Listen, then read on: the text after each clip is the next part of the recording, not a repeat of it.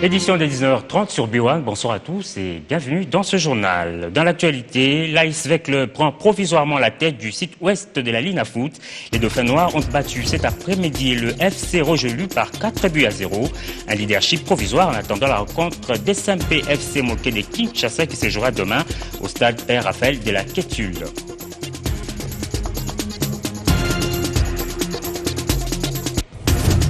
L'élan de la modernisation des infrastructures routières n'affaiblit pas. Dans le Congo profond, des routes qui constituaient jadis un parcours de combattants sont de plus en plus praticables. C'est le cas de la route nationale numéro 7, segment Lubumbashi-Kasomeno dans l'ex-Katanga. L'ONU est en fête ce 24 octobre comme chaque année. L'occasion est de faire une pause et de contempler l'histoire des Nations Unies et de faire le bilan de ses succès durables. Si à Kinshasa, les activités commémoratives ont eu lieu vendredi, à Goma dans le Nord Kivu, c'est ce samedi que l'événement a été célébré.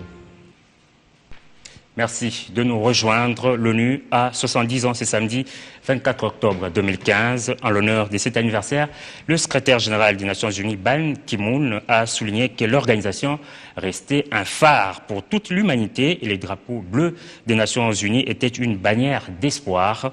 À Goma, dans le Nord Kivu, le gouvernement provincial s'est dit satisfait du travail abattu par les agences du système des Nations Unies dans cette partie de la République. Patrick Sialoa.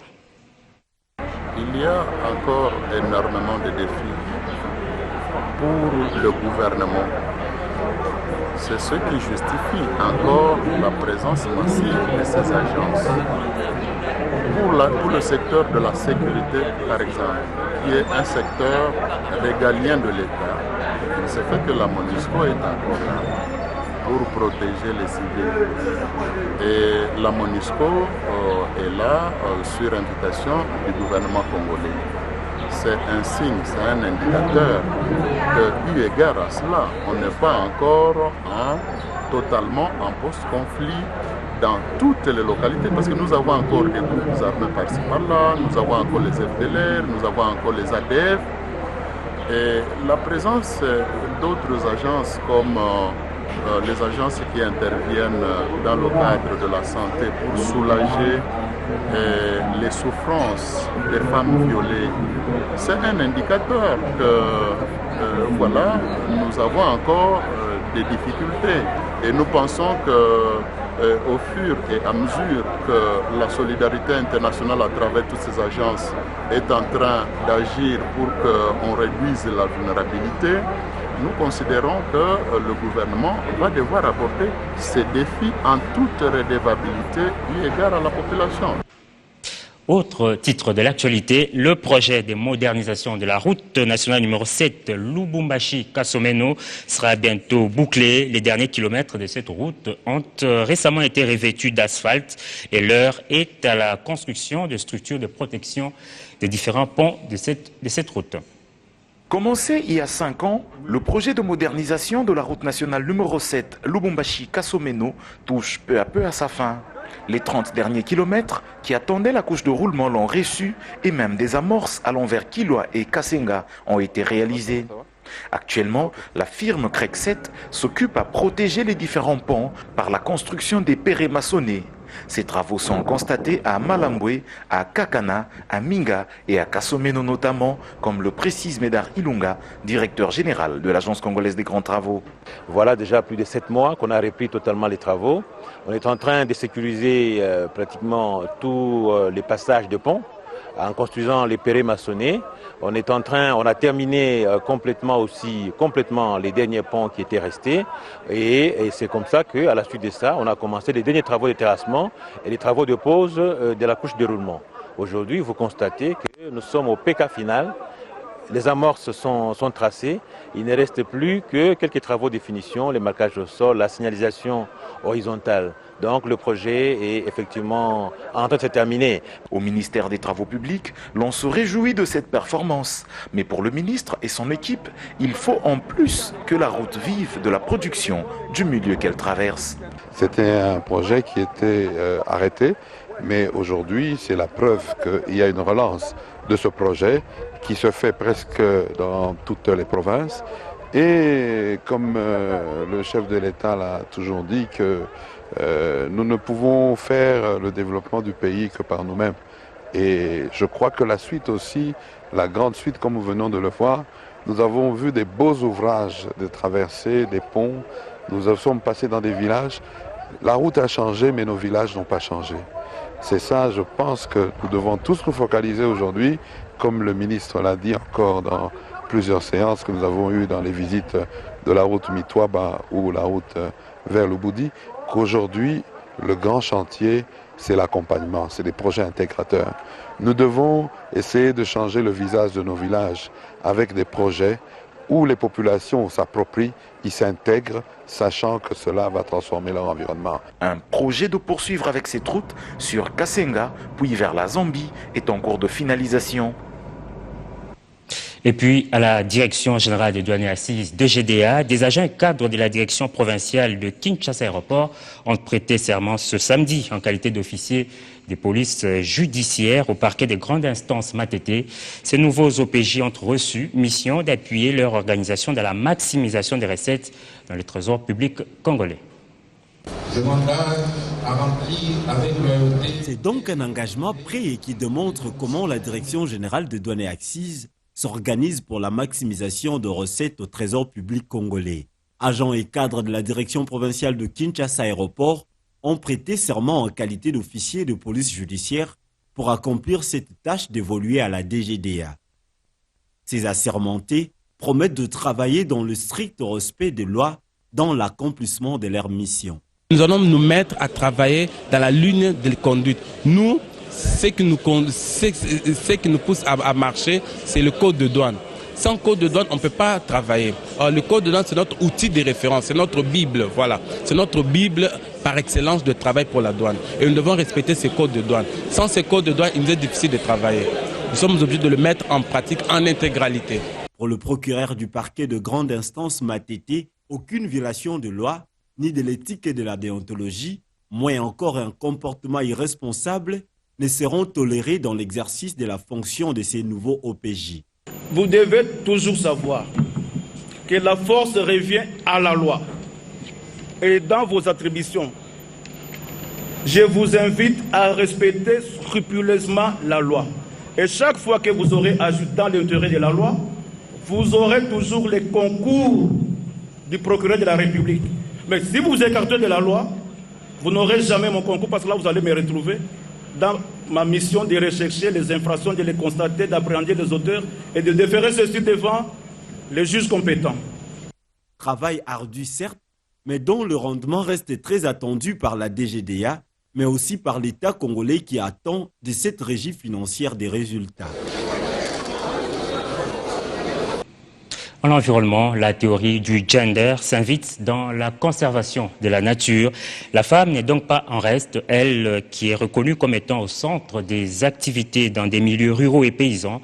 Voilà qui justifie la tenue à Kinshasa d'une séance de formation à l'intention des femmes des campagnes, l'initiative et de la coalition des femmes leaders pour l'environnement et le développement durable. Bibi Chungoa. On ne peut pas prétendre conserver la forêt sans l'implication de la femme. Ces membres de la coalition des femmes leaders pour l'environnement et le développement durable ont consacré 2 jours de formation sur la sauvegarde environnementale. Une remise à niveau fondée sur les standards internationaux et nationaux de la RED+. Pour atterrir, nous avons passé suffisamment de temps à présenter les standards nationaux socio-environnementaux. C'est parce que c'est un des outils sur lesquels nous insistons. Il permet aux communautés humaines, à tous ceux qui sont riverains de l'espace où la RED se réalise, d'être pris en compte du début à la fin pour leur plein épanouissement et pour leur développement. Faisant partie intégrante dans la protection des forêts, la femme, considérée comme un vecteur de développement, a tout intérêt de se munir des outils importants. Au niveau communautaire, c'est la femme qui est en contact permanent avec les forêts et aujourd'hui quand on parle des pressions dans des forêts, il faut bien cibler les personnes intéressées et voilà pourquoi nous avons aussi accepté d'accompagner les femmes dans leur initiative de façon à nous concentrer et à apporter des vraies réponses aux besoins qui se posent en termes de gestion forestière. Cette séance de renforcement des capacités rencontre déjà le besoin pressant exprimé dans ce domaine. La femme en tant que le socle de la famille, en tant que le garant de la famille, en tant que la personne qui est en tout moment en contact avec la forêt, il est très évident que la femme aussi soit informée et impliquée dans tout ce qui se passe, tout ce qui a trait à la conservation de la nature et à la conservation de la biodiversité et des ressources naturelles. C'est pourquoi il a été important que la femme soit informée. Appuyée par le Fonds mondial pour la nature, cette formation compte dupliquer les notions acquises à la femme rurale et paysanne afin que ces dernières soient à même de jouer pleinement son rôle. Toujours en environnement, les magistrats ainsi que leurs auxiliaires intervenant dans ces secteurs ont pris l'engagement de s'impliquer en vue d'améliorer la gouvernance forestière. Engagement pris lors d'un atelier de 3 jours organisé par le Fonds mondial pour la nature sur le suivi, traitement de contentieux dans le domaine forestier. Les magistrats ainsi que leurs auxiliaires intervenant en matière de répression forestière se sont donné 3 jours de partage d'expérience dans la lutte contre l'exploitation illégale du bois en RDC. Cela nous a permis de pouvoir éclairer notre lanterne en ce qui concerne ce qu'il faudra faire par rapport à tous les documents qu'il faudra adresser, par rapport à la procédure qu'il faudra adopter en ce qui concerne de la saisie et jusqu'au niveau de la transmission au niveau du magistrat. On ne savait pas les tenants et les aboutissants de ça, mais avec cet atelier, les partages qu'on a eu ensemble à partager avec les magistrats et tout consort, quand même ça nous a amené à comprendre et qui va nous pousser à lutter contre les contrebandes et les trafics illicites de nos matières forestières. Ces praticiens du droit en ont décousu avec les compétences et procédures à suivre. De la saisie du dossier à la transmission, ces hommes de la loi promettent de s'impliquer pour que l'amélioration de la gouvernance forestière soit reluisante. Le seul engagement, c'est d'apporter notre expertise et d'améliorer nos prestations en cette matière, de sorte que dans les jours qui vont suivre, que nous ayons, si pas de jugement, mais au moins un seul jugement. La mise en œuvre des engagements pris par toutes les parties prenantes est tributaire de la détermination de tous en vue d'une gestion durable des forêts, souligne le Fonds mondial pour la nature. Vous venez de démontrer que toute la filière devrait conjuguer leurs efforts pour que nos forêts ne deviennent pas une histoire ancienne, mais que les futures générations trouvent un héritage forestier, y compris sa biodiversité, à la hauteur de ce que nous avons aujourd'hui. Et nous sommes tous des maillons de cette chaîne responsables de sa bonne gouvernance. Cette autopsie faite à l'issue de ces échanges dans le commerce illicite de bois en RDC sera évaluée 6 mois après la démarche entreprise et la mise en œuvre des recommandations formulées. Changeons de registre à l'enseignement supérieur et universitaire. Vous le savez, c'est déjà la rentrée académique. Le constat fait en début de semaine est que les sites universitaires ont été pris d'assaut par de nouveaux étudiants, mais beaucoup d'entre eux font face à d'énormes difficultés. On en parle tout de suite avec l'invité du journal.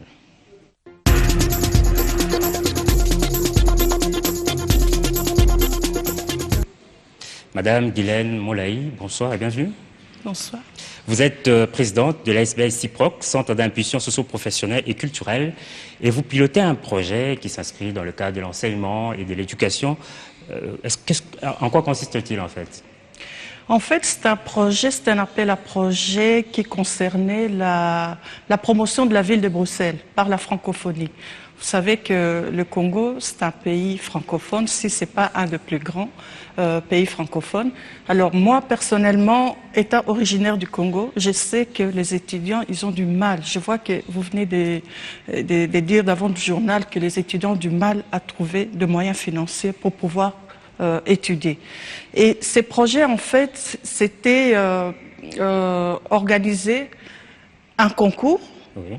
Des élèves, des étudiants d'ici, de Kinshasa, sur la ville de Bruxelles. Donc, notre projet, ça s'appelle Bruxelles-Kinshasa, l'Union par la francophonie.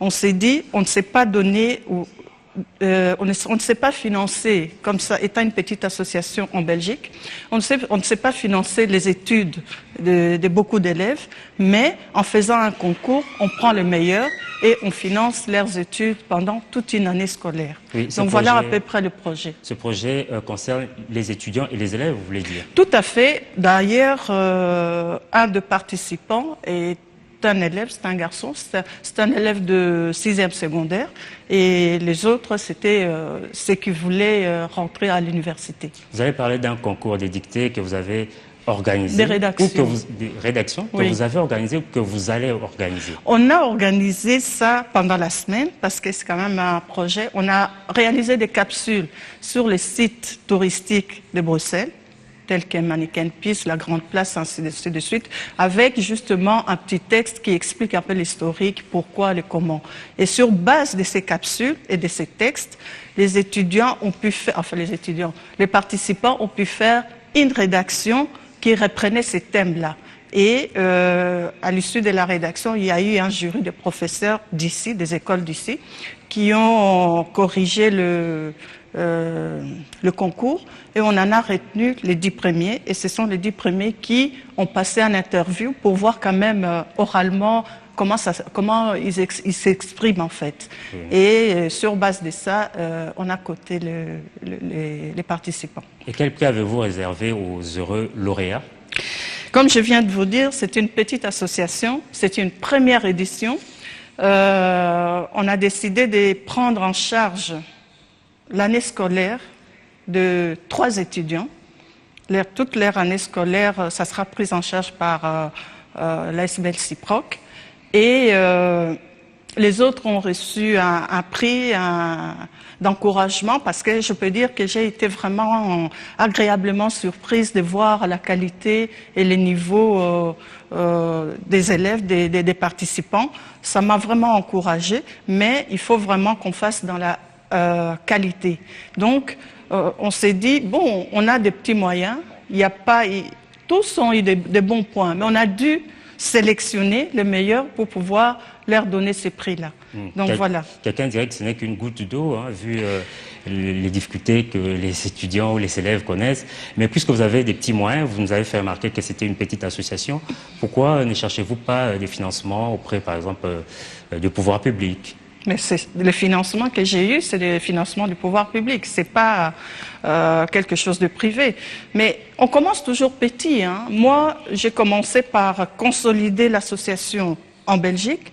Maintenant, l'association est assez solide en Belgique. Maintenant, je m'attaque au Congo, et on a ouvert une antenne ici pour essayer de mettre nos activités en place, toujours dans le domaine de la formation, de l'éducation, ainsi de suite. Parce que pour moi, c'est l'avenir du pays, la jeunesse. Il faut essayer vraiment d'aider les familles qui n'ont pas de moyens pour mettre leurs enfants à l'école, alors que ce sont peut-être des génies. Alors, avez-vous un message de plus à ajouter? Je voudrais dire que l'école, le niveau social, c'est-à-dire qu'il ne faut pas être négatif dans la vie.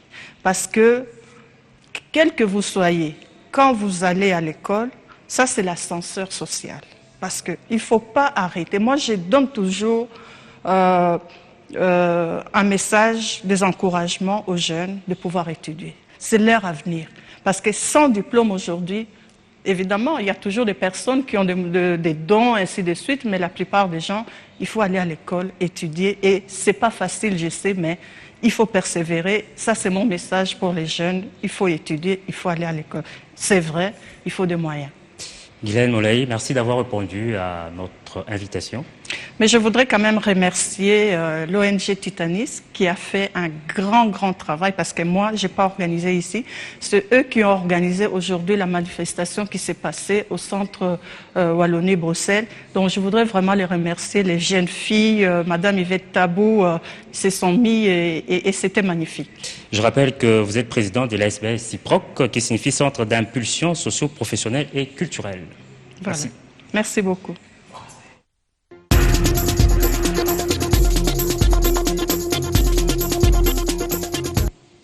On va poursuivre avec ce journal. Le secrétaire général du PPRD est arrivé à Kalemi ce vendredi matin. Henri Mova Sakani est allé redynamiser son parti dans ce coin du pays. Il a appelé ses militants à l'unité et à la confiance à l'initiateur du parti.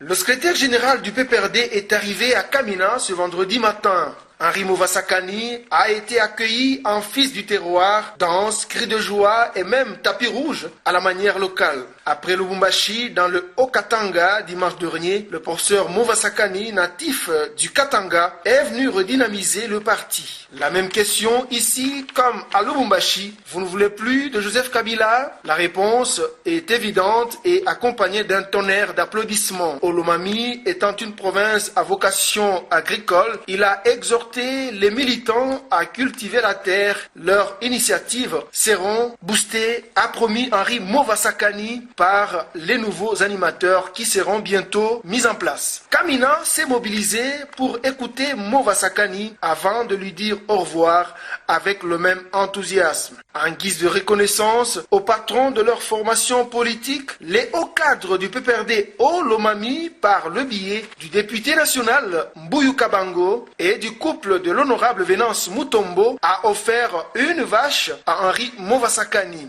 Prochaine étape du périple, Kalemi dans le Tanganyika, puis Kolosi dans le Lualaba, enfin Kasumbalesa, porte frontalière, pour que cette tournée katangaise soit complète.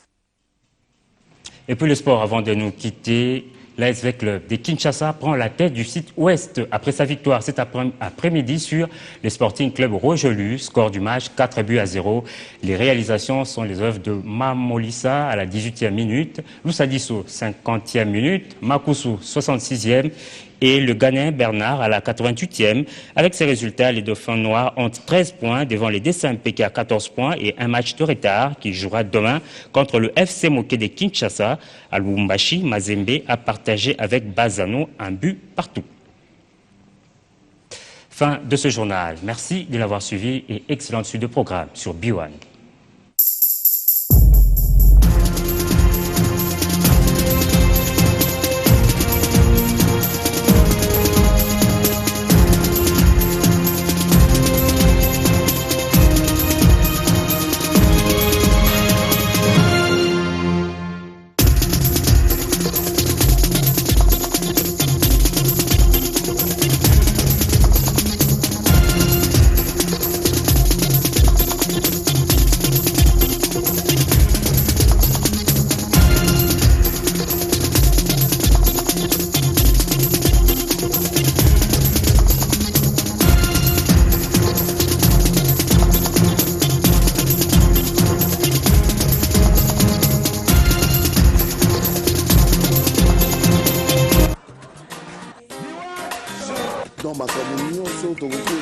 Effectivement, c'est moi qui suis mis en avant parce que c'est moi qui ai la carrière là.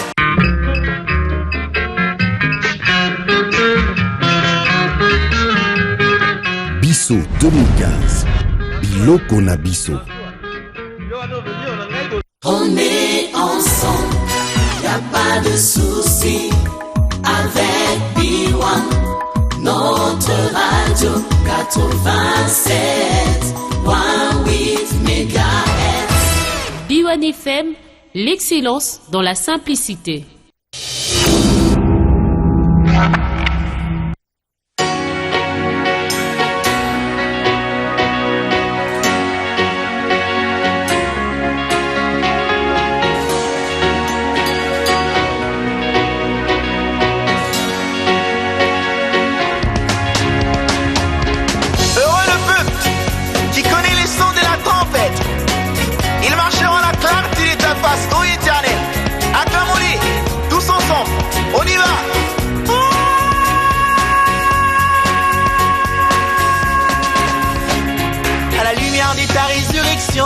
Nous avançons tous à ton nom.